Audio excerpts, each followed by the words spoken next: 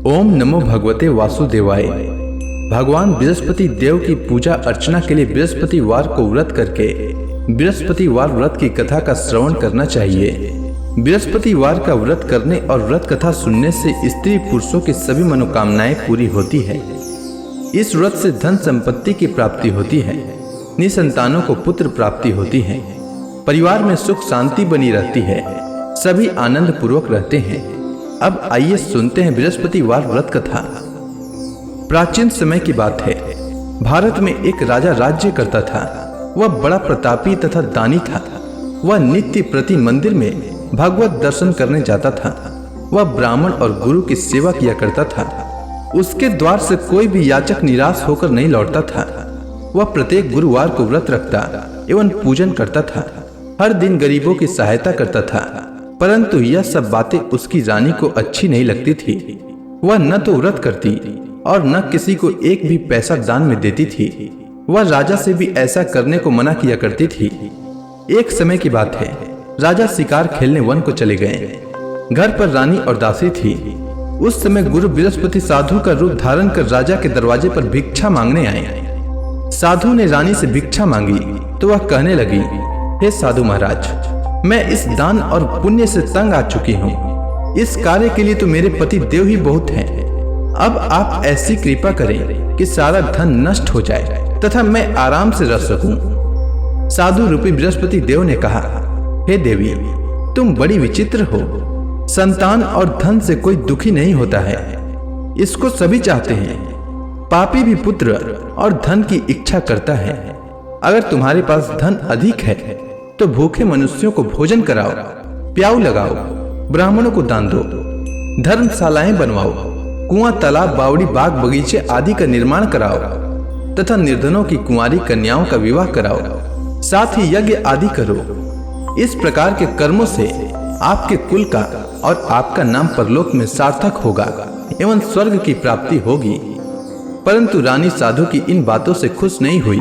उसने कहा, हे साधु महाराज, मुझे ऐसे धन की आवश्यकता नहीं जिसको मैं अन्य लोगों को दान दूं तथा जिसको रखने और संभालने में ही मेरा सारा समय नष्ट हो जाए। साधु ने कहा, हे देवी, यदि तुम्हारी ऐसी इच्छा है तो जैसा मैं तुम्हें बताता हूँ तुम वैसा ही करना। बृहस्पतिवार के दिन घर को गोबर से लिपना, अपने केसों को पीली मिट्टी से धोना, केसों को धोते समय स्नान करना, राजा से कहना वह हजामत करवाए, भोजन में मांस मदिरा खाना, कपड़ा धोबी के यहाँ धुलने देना। इस प्रकार 7 बृहस्पतिवार करने से तुम्हारा धन नष्ट हो जाएगा। यह कहकर साधु महाराज रूपी बृहस्पति देव अंतर ध्यान हो गए। रानी ने साधु के कहने के अनुसार 7 बृहस्पतिवार तक वैसा ही करने का विचार किया। साधु के बताए अनुसार कार्य करते हुए केवल 3 बृहस्पतिवार ही बीते थे कि उसकी समस्त धन संपत्ति नष्ट हो गई। भोजन के लिए दोनों समय परिवार तरसने लगा तथा सांसारिक भोगों से दुखी रहने लगा। तब वह राजा रानी से कहने लगा कि हे रानी, तुम यहाँ पर रहो, मैं दूसरे देश को जाता हूँ, क्योंकि यहाँ पर मुझे सभी मनुष्य जानते हैं, इसलिए मैं यहाँ कोई कार्य नहीं कर सकता। मैं अब परदेश जा रहा हूँ, वहाँ कोई काम धंधा करूंगा, शायद हमारे भाग्य बदल जाए। ऐसा कहकर राजा परदेश चला गया। वह वहाँ जंगल से लकड़ी काट कर लाता और शहर में बेचता। इस तरह जीवन व्यतीत करने लगा। इधर राजा के बिना रानी और दासियां दुखी रहने लगी। किसी दिन भोजन मिलता और किसी दिन जल पीकर ही रह जाती। एक समय रानी और दासियों को 7 दिन बिना भोजन के व्यतीत करना पड़ा। तो रानी ने अपने दासी से कहा, हे दासी, यहाँ पास के ही नगर में मेरी बहन रहती है, वह बड़ी धनवान है, तू उसके पास जा और वहां से 5 सेर बेझर मांग कर ले आ, जिससे कुछ समय के लिए गुजर हो जाए। दासी रानी की बहन के पास गई। रानी की बहन उस समय पूजा कर रही थी। बृहस्पतिवार का दिन था। दासी ने रानी की बहन से कहा, हे रानी, मुझे आपकी बहन ने भेजा है, मुझे 5 सेर बेझर दे दो। दासी ने यह बात अनेक बार कही, परंतु रानी की बहन ने कोई उत्तर नहीं दिया, क्योंकि वह उस समय बृहस्पतिवार की कथा सुन रही थी। जब दासी को रानी की बहन से कोई उत्तर नहीं मिला तो वह बहुत दुखी हुई। उसे क्रोध भी आया। वह लौटकर रानी से बोली, हे रानी, आपकी बहन बहुत ही धनी स्त्री है, वह छोटे लोगों से बात भी नहीं करती। मैंने उससे कहा तो उसने कोई उत्तर नहीं दिया। मैं वापस चली आई। रानी बोली, हे दासी, इसमें उसका कोई दोष नहीं है। जब बुरे दिन आते हैं तब कोई सहारा नहीं देता। अच्छे बुरे का पता विपत्ति में ही लगता है। जो ईश्वर की इच्छा होगी वही होगा। यह सब हमारे भाग्य का दोष है। उधर रानी की बहन ने सोचा कि मेरी बहन की दासी आई थी, परंतु मैं उससे नहीं बोली। इससे वह बहुत दुखी हुई होगी। अतः कथा सुन और भगवान विष्णु का पूजन समाप्त कर वह अपनी बहन के घर आई और कहने लगी, हे बहन, मैं बृहस्पतिवार का व्रत कर रही थी।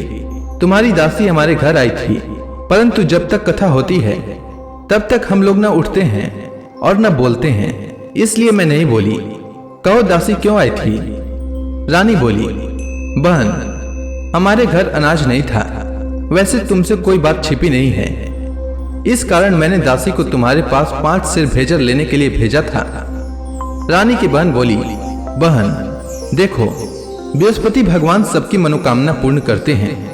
देखो, शायद तुम्हारे घर में अनाज रखा हो। यह सुनकर दासी घर के अंदर गई तो वहां उसे एक घड़ा बेझर का भरा मिल गया। उसे बड़ी हैरानी हुई क्योंकि उसने एक एक बर्तन देख लिया था। उसने बाहर आकर रानी को बताया। दासी अपनी रानी से कहने लगी, हे रानी, देखो, वैसे हमको जब अन्न नहीं मिलता तो हम रोज ही व्रत करते हैं। अगर इनसे व्रत की विधि और कथा पूछ ली जाए तो उसे हम भी किया करेंगे। दासी के कहने पर रानी ने अपनी बहन से बृहस्पतिवार व्रत के बारे में पूछा। उसकी बहन ने बताया, हे रानी बहन, बृहस्पतिवार को सूर्योदय से पूर्व उठकर स्नान करके बृहस्पतिवार का व्रत करना चाहिए, लेकिन उस दिन सिर नहीं धोना चाहिए। बृहस्पतिवार के व्रत में चने की दाल और मुनक्का से विष्णु भगवान का केले के वृक्ष की जड़ में पूजन करें तथा दीपक जलाएं। उस दिन एक ही समय भोजन करें। भोजन पीले खाद्य पदार्थ का करें तथा कथा सुने। इस प्रकार करने से गुरु भगवान प्रसन्न होते हैं, अन्न पुत्र धन देते हैं, मनोकामना पूर्ण करते हैं। व्रत और पूजन की विधि बताकर रानी की बहन अपने घर लौट गई।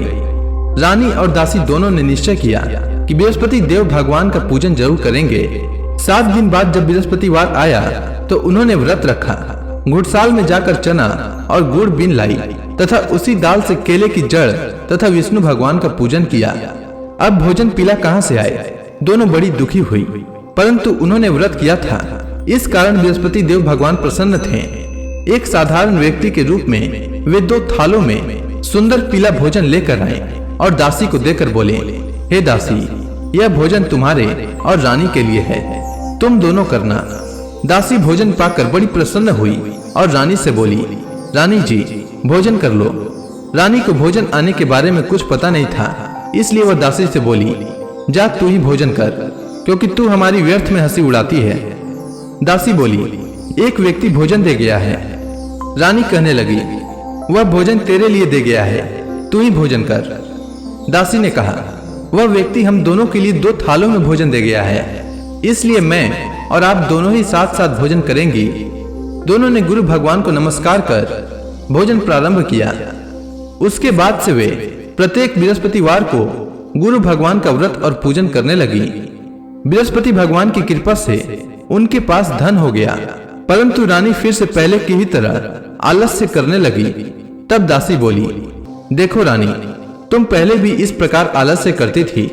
तुम्हें धन के रखने में कष्ट होता था, इस कारण सभी धन नष्ट हो गया। अब गुरु भगवान की कृपा से धन मिला है तो फिर तुम्हें आलस्य होता है। बड़ी मुसीबतों के बाद हमने यह धन पाया है, इसलिए हमें दान पुण्य करना चाहिए। तुम भूखे मनुष्यों को भोजन कराओ, प्याऊ लगवाओ, ब्राह्मणों को दान दो, कुआं तालाब बावड़ी आदि का निर्माण कराओ, मंदिर पाठशाला बनवाकर दान दो, कुंवारी कन्याओं का विवाह करवाओ। धन को शुभ कार्यों में खर्च करो, जिससे तुम्हारे कुल का यश बढ़े तथा स्वर्ग प्राप्त हो और पितृ प्रसन्न हो। दासी की बात मानकर रानी ने इसी प्रकार के कर्म करने प्रारंभ किए, जिससे उनका काफी यश फैलने लगा। एक दिन रानी और दासी आपस में विचार करने लगी कि न जाने राजा किस दशा में होंगे, उनकी कोई खोज खबर नहीं है। गुरु भगवान से उन्होंने प्रार्थना की और भगवान ने रात्रि में राजा को स्वप्न में कहा, हे राजा, उठ, तेरी रानी तुझको याद करती है, अब अपने देश को लौट जा। राजा प्रातः काल उठकर जंगल से लकड़ियां काट कर लाने के लिए जंगल की ओर चल पड़ा। जंगल से गुजरते ही वह सोचने लगा, रानी की गलती से उसे कितने दुख भोगने पड़े। राजपाट छोड़कर उसे जंगल में आकर रहना पड़ा। जंगल से लकड़ियां काटकर उन्हें बेचकर गुजारा करना पड़ा। उसी समय उस जंगल में बृहस्पति देव एक साधु का रूप धारण कर आए और राजा के पास आकर बोले, हे लकड़हारे, तुम इस सुनसान जंगल में किस चिंता में बैठे हो, मुझे बतलाओ।